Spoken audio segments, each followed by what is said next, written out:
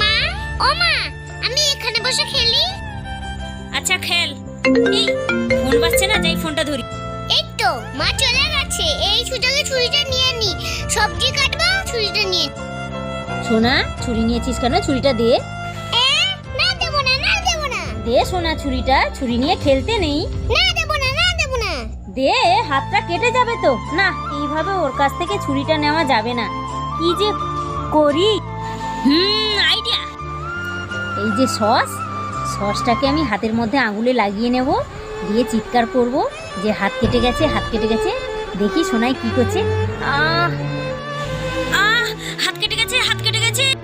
ও বাবা, আমার হাত কেটে গেছে, তাড়াতাড়ি যাই। মা, তোমার হাত কেটে গেছে? হ্যাঁ সোনা, এই তো কাটতে গিয়ে ছুরিতে হাতটা কেটে গেল, কতটা রক্ত বেরোচ্ছে। ও বাবা, আমি ছুরিটা রেখে দিই, না আমার হাতটা কেটে যাবে। হ্যাঁ, ঠিকঠাক কাজে লাগলো তো।